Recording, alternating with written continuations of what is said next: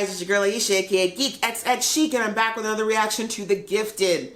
I am so sorry about the delay between these episodes. I was on vacation, so I didn't do any reactions whatsoever, but I have stayed away from the show so I can remain spoiler-free. So I'm jumping back in here. Again, so sorry for the delay, but I'm back, I'm here. Let's get into episode 4, which is called Outmatched. So, I know I'm behind, bear with me. I am 2 episodes behind right now. I do know that in episode 3, the last thing we left off with, the big events of last episode, we saw Marcos saving his baby girl who had a severe case of jaundice, which we're not 100% sure is just because of babiness or because she actually has a mutation that potentially will always require something from her father. We also saw that Reva's powers kind of being amplified. It actually hurt Marcos pretty badly, but it definitely gave Marcos the incentive to go after her with all guns blazing. We also found out about a little bit more about the Morlocks. We got to see them, and we found out that they want a spy above ground to kind of let them know what's going on. And it sounds like Blink has accepted that, but she has not told anybody else in the group yet that she's working as a spy. We also saw that Jace was trying to jump back into the whole mutant investigation thing until he was stonewalled by the police. And as I mentioned, I think these are definitely the makings of turning Jace into one badass of an adversary eventually against mutant kind. Reed finally had to come to terms with the fact that his powers are here, they're not going anywhere, and he needs to figure out what's going on with them before he kills someone. And he finally told his wife, and his daughter now knows about it. So I am really looking forward to this episode because I kind of want to see how everyone else reacts to Reed having his abilities. I think it's really important that he gets trained on how to use them and doesn't keep trying to just make them go away, because that's not going to happen. So without further ado, let's jump into this episode, and as usual, we will talk about it later. Okay? Boop. But there's a much greater chance of death for you, your baby, or both of you. Wow. Bet you this was Andy. I told you it was Andy. Decide this right now. I've already decided. He's always been a pain in his family's ass. Giving up on our son. I think the dreams are telling me I need to be the one that brings Andy home. No, this is so not the case. She was the smartest one for so long. Seems that he wasn't entirely successful. What? Manifesting powers? Kinda. We can talk about it another time. Let's go. It's fine. I'll just disintegrate everything around us until you figure it out, John. Okay, thanks, bye. Poor John. He's like, really, dude? Right now? Someone's in there. With a gun? Yo, Wire, it's me, it's Marcos. Yeah. Holy crap! Tweakers with guns. Okay. What the hell's the matter with you? Hey, put Him? the gun down. Get a hacker, he'll have to do. Let's go. He just grabbed his bum. He was by accident. I think you'll find we got lots to discuss.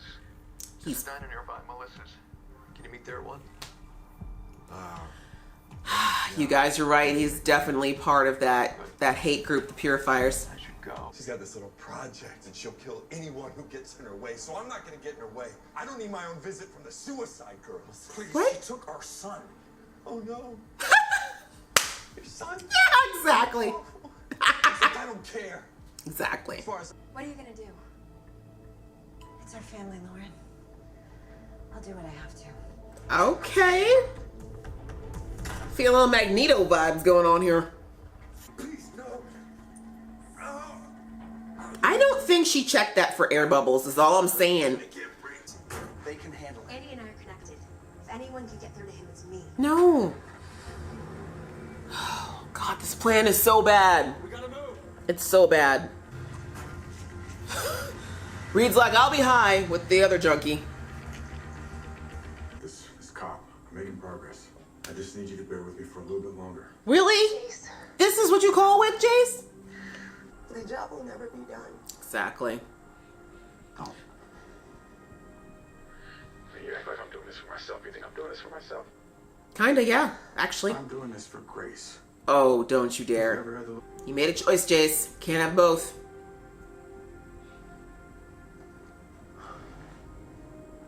One more tick on the psychopath list. Hit me.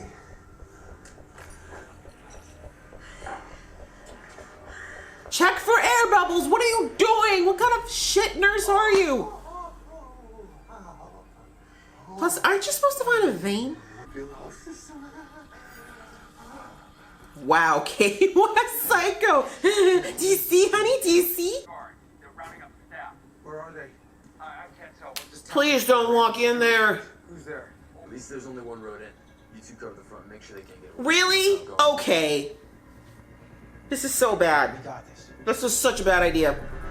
Oh, God.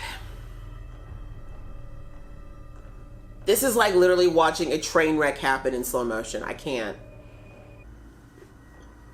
Don't look in there. Eyes forward, sweetie. Eye forward. You don't want to see it. If we find him, this man up in a fight, you need to be ready for it. You really think they'd fight us? Yes. Yes. Lauren, I know they will. Andy wouldn't hurt me. Okay. I can get through to him. Okay, sweetie. You and your mom need to go onto that lovely river of denial and just float all the way to the island of delusion. Okay. Oh, God, this even feels like a hillbilly cafe. Wonder if you get white hoods free with your pancakes. Yep. The fact is, we're regular folk who love our species, our country, Huh? our family. Huh? I'm getting triggered. Wow. Yeah. You know where they pulled this straight from, right? This just keeps getting better and better. Right? This will be the time to leave. Leave. Goodbye. See you later. I'm already pretty juiced. Kate. We are not losing Andy. Not now. Not when we're this close. So just kill a man, okay. They kill your brother and you just back down?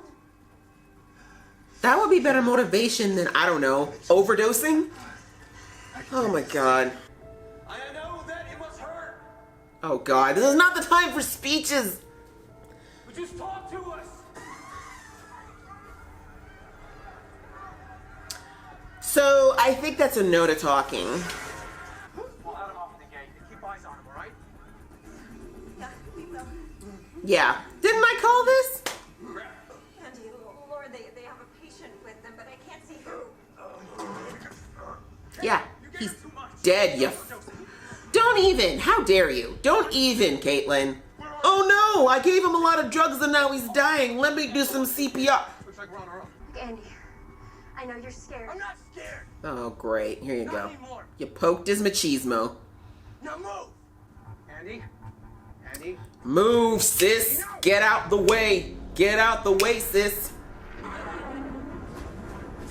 Whoa! He's been practicing, sweetie. Right on your butt. Oh, she's bleeding. Help me get him on his side.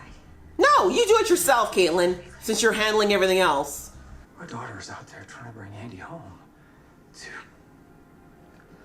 this. Woo! The shade. He was smiling. Nobody made Andy do anything. Thank you. Acting like this child ain't got a brain of his own. What about Andy? They got away. They took at least one patient with them. We couldn't stop them. How? You were right there. You were practically on top of them. How about you shut up? Caitlyn, it's Lauren. She got hit pretty hard. She's unconscious. I'm sorry. Bye, Andy. It was Andy. Thank you. Let's so you explain this one away too, Caitlyn. It's not his fault. Come on, come up with your excuse. Melt her. Melt her! I'm kidding. Not really, though. Whoa! Okay, I was joking, Reed. You don't want murder on your hands right now. Let go! Let go! Okay. Why would you grab the pill bottle, you dummy? So who did they pick up? That's the question.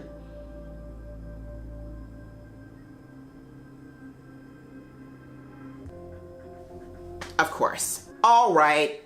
Fine, Cliffy me bastards.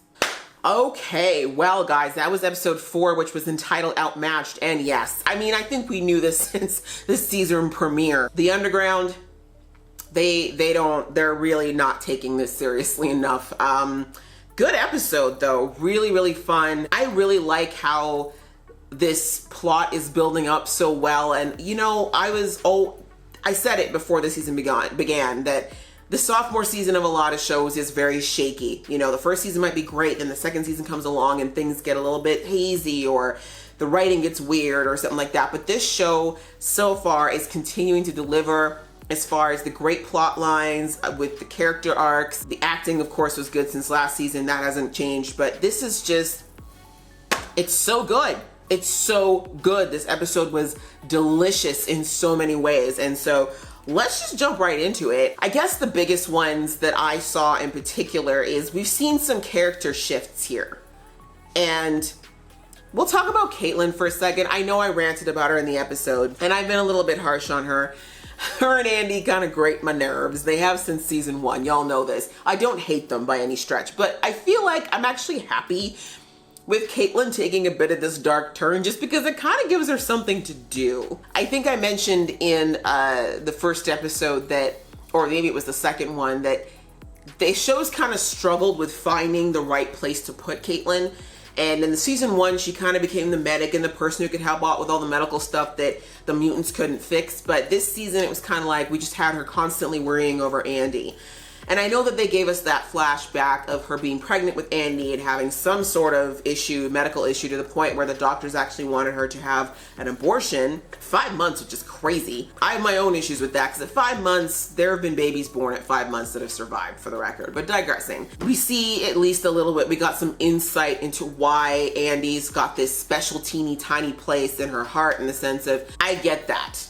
I do get that. You know, I've known people who, I know children who were the child that their parents almost lost, who basically kind of always get this coddling, this subconscious coddling from their parents, because they realize how close they came to losing them. But yeah, I guess it was to help us get a little insight into why Caitlyn is just so desperate to believe that Andy isn't what he's showing himself to be, and that she's just not willing to kind of walk away from him. Like, her whole life, it seems like she's kind of, not her whole life, but I guess from the beginning, I should say, she fought for Andy and needed Andy to fight for his life. And so I get it. And as like I said, I never expect Caitlyn to just be like, oh, screw it. Like, it's her kid. Of course I expect her to want to fight for him and believe the best in him, even if he's not showing that side of himself. However, Reed has been saying since day one, and Lauren up until this episode, although I don't blame Lauren, we'll get to her in a minute. I understand why she had that naive belief about getting through to Andy. But, you know, Reed and Lauren and we see now even Marcos, because I mean, come on, Marcos he loves Lorna. Do you know what I mean? Like, he's obsessively in love with her, and even he had to recognize that this woman is not the same as what she was when she left, or that there's been a shift in her. All these people are trying to convince Caitlyn and had her understand that Andy is not there. Like, you know, she just has it in her head that Andy is like some 5-year-old who's being bribed with candy. You know, in the beginning of the episode, she's like, they're giving him whatever he wants. Of course he's...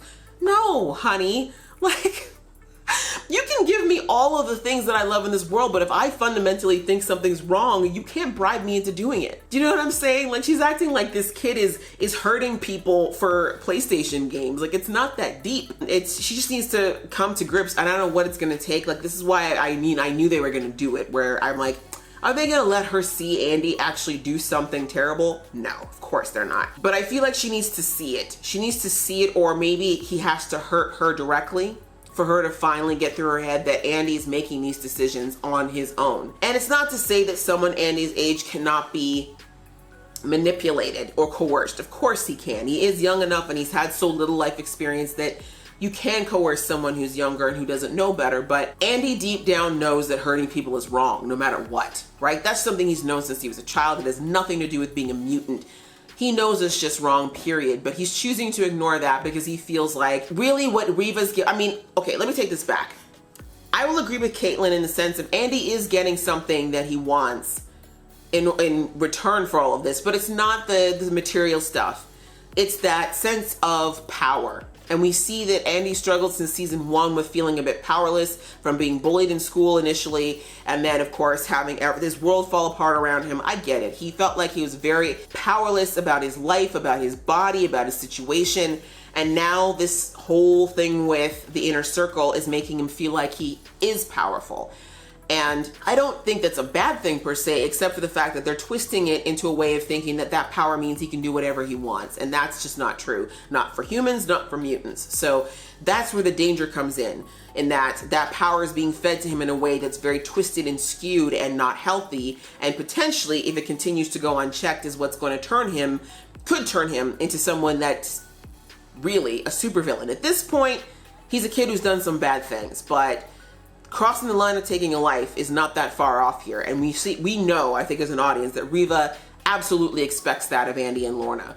And Lorna, I know, would do it because she's cuckoo anyway, but for Andy, that's definitely going to be a huge line if he should cross it, and I'm hoping it doesn't happen, but we'll see. But anyways, back to Caitlyn. It is interesting to see how desperate she is, and seeing her go to the point torturing a person in a completely different way, but it was still torture with the making him go into immediate withdrawal, making him try to work through that, and then ODing him, especially as a medical professional. I mean, medical professionals take an oath to do no harm. And she did just that, because it was what she wanted. And again, I'm not saying it wasn't necessary in the sense of part of the reason that the Mutant Underground is outmatched by the Inner Circle is because the Inner Circle is willing to do whatever it takes. And there's a line where the Mutant Underground has been going, like they get so far and then they have a line and they won't cross it. So that boundary has inadvertently kind of put them at a disadvantage, because the Inner Circle's not afraid of doing whatever it takes: torture, murder, theft, whatever. These are things that the Underground has been trying to avoid. And so I don't 100% disagree in the sense of the Underground is going to have to start doing things they've never done before because they're up against a foe they've never had to deal with before. But there does have to be a line, however. And that's what Reed brought out later on, which I thought was very true. It was that, like, how far do we go before we have to admit that we're no better than the people we're against, right? And that's the whole big methodology or mentality around hero versus villain, right? A hero is a hero because there is a line, there is a boundary, there is some things that they just won't do, even if it would give them the win or the advantage in that moment. Basically, if they can't get it by maintaining the morals and values that they have, they just won't take it. And so that was kind of brought out there with the whole situation with Caitlyn, but it was kind of cool to see her kind of go to that place and see what she's capable of in that regard, because I think that she was kind of Pollyanna a bit in season 1, and this is we're kind of seeing, first with her with Wire and trying to take him on and getting shot, and now with this, they're definitely working hard to show that Caitlyn has an edge within her somewhere, and that if she's pushed to the right limit, she's not really afraid to cross all kinds of lines to get her objective. So it'll be interesting to see where they go with this. I don't know if this is going to be a wake-up call for her to pull it back, or if she's just going to start saying, listen guys, we can't keep playing by the rules if we want to play the game with these guys. And I think even John is coming to that point. We saw that in that little group meeting they were having when he stood up with Marco's idea to go for Wire and the whole thing, that even John's recognizing that the old rules aren't applying anymore and they have to adapt to this new enemy, if you will. And what's difficult about this is the fact that this is what just drove me nuts the entire episode, is that they're going into this so blind, just thinking that their powers are going to be enough to save them in this instance. And it's like, it's not. Yes, like Thunderbird and Blink and Eclipse and Lauren, like they are 4 very strong mutants. And if Reed ever gets his crap together, 5 very strong mutants. But first of all, they're really not all on the same page. They don't have an objective. They don't really have a plan. So it's just scattered. Whereas you've got Lorna and Andy, 2 ridiculously powerful mutants. The triplets, also ridiculously powerful. Riva, crazy, but they're all unified. And obviously, as we've seen, Riva's been planning. Like, she's got a long game in mind here. Right now, the Mutant Underground's playing checkers and Riva be playing chess, okay? They're not even on the same board with her right now. So they need to take a step back. And Reed tried to say this, but no one would listen to him. He's like, we need to figure this out. Like, we don't even fully understand our enemy yet. We don't fully understand what we're going up against. We're just running in headlong with the fact that our power's in one hand and this faith that our former team members are not going to hurt us. Like, it's true that Lorna did not directly hurt John and Blink in that scenario, but we all know that if it comes down to it, she would have. Right? I don't think she wants to kill them, and she definitely is going to do everything she can not to directly kill them, and I think Andy's in the same court, but he could have killed Lauren in that instance. He already knows that when the two of them clash their powers, there's a blowback that's crazy. And Lauren hit her head, as in there was blood in her hair. Like, it was a good knock. It just shows, like, again, that shift in Andy, what he's willing to do, what lines he's willing to cross to get what he wants. And it was very interesting in that moment when it looked like Lauren was maybe appealing to him, like it was the dream, right? Really, when she said, hey, we're having the dreams, we're connected. So she's clearly aware of the fact that Andy's been feeling a certain type of way. But as soon as she said the magic word that just sends all men into a tizzy, the kryptonite for all men, she said the word scared. And Andy, with his big old fragile ego, just could not bear having her say that in front of Marcos and in front of, you know, the people in charge. He's a man. You can't say I'm scared. Men don't get scared. Whatever. So of course, as soon as she said that, he had to prove that he's not scared. He's a big bad man. He'll kill everybody in here to prove that he's just never scared. Like fear somehow makes you less of a man. But digressing, he's shifted. You know, he definitely has shifted to a place where proving himself, and again, as I said earlier in the video, that sense of him feeling like he's powerful is more important to him than anything else at this point, including the health and safety of his family. So very interesting. And I know I kind of touched on more things than Caitlyn, but that kind of tailed into so many different things in this episode. The stuff with Reed is the only other thing I feel like is worth talking about. Again, I feel bad for him because poor John, like he couldn't have come to John with it at the worst time. Like he's about to go off on a mission. And you're like, by the way, I have powers and they're super destructive and I can't control them. Can you help? Timing could have been a bit better on that one for Reed, but John was absolutely right. As I said in the last episode, a few episodes, like Reed has to learn, like first of all, he needs to accept that he's a mutant. Just accept it, dude. Accept it. You've always been and you always will be a mutant. That's just the way it is. And then secondly, figure out what your powers are and how to control them and what they're, you know, all those things. He has to do that. And it sucks because obviously his father robbed him of the years that he would have learned more about his powers and how to control them. But now he's got to do it as a 40-something-year-old man. He's just going to have to pick up 40 years of slack and figure out how to make this work, because it's not going away. And he's popping aspirin like they're going out of style, but as we can see, it doesn't even work. If he gets super stressed, it still bubbles forth, and he almost disintegrated Caitlyn there because his emotions overcame him. So as John said briefly before he was called away, like, no, Reed, you need to understand what your powers are and accept it and figure out how they work. And yes, they are tied to your emotions. So yes, what he said, you do have to keep it under control, but that's not enough. You know, trying to keep yourself high or sedated all the time is not enough. You need to figure out what triggers your powers really and how to like turn it off. Because I think that's the biggest thing that Reed, I mean, turning them on, I think, well, not even. Right now, his powers are very much triggered by stress and fear. So, and I mean, that's pretty much any mutant. So he needs to figure out other ways to activate the powers, because I think once he figures out how he can activate them, he'll figure out how to deactivate them so that he doesn't, you know, disintegrate his wife on accident. You know, I do feel for him. I do feel like the show is still kind of pushing it to the back, and that makes me wonder. I feel like Reed is going to, it feeds into my theory that I think Reed is definitely going to be an Omega level mutant, but I don't think he's going to realize all of that this season. I feel like it's going to be something that's going to build up, and towards the end of the season, we're really going to see Reed do some stuff that's going to be pretty mind-blowing. Because they just keep the fact that like we know it, but they're really not dealing with it, and they're kind of just sidestepping it and putting it under the rug. It says to me that they got big plans for Reed's powers, and I am very curious as to what, I'm really just curious as to what else his powers can do. We know he can do with the hands-on, but what more can he do? Can he project it?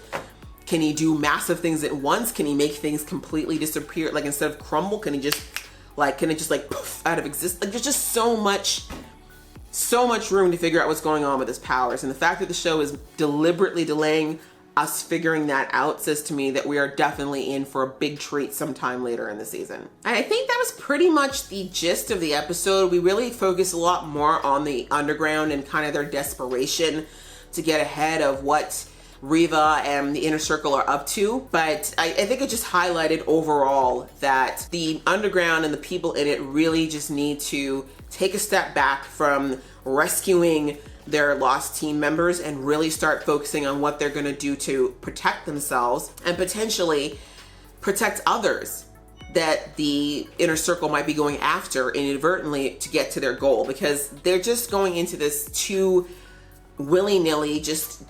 They're just crazy. They're just disorganized. They're completely, as the episode said, outmatched for who they're going up against. So I personally feel like all those mutants they broke out of the institution, I was not joking. Like, they should be recruiting.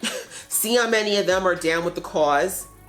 Because the sad reality is that release of all those mutants, a good chunk of them are probably going to happily go to the Inner Circle side, because they're going to feel like, hey, you guys let us out when the Mutant Underground just let us rot.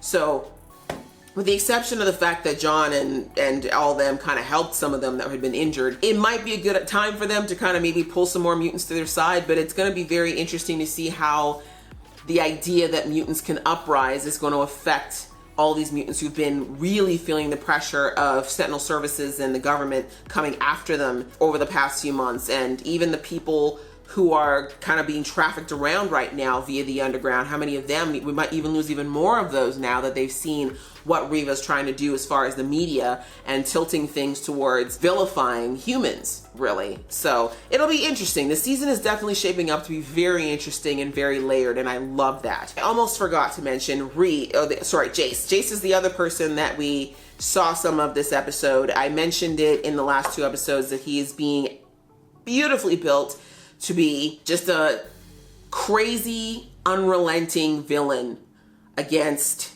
mutants in general. And we got the final blow this episode with his wife basically telling him that they're done. They're done, and I don't blame her. You know, she doesn't talk to him for presumably days.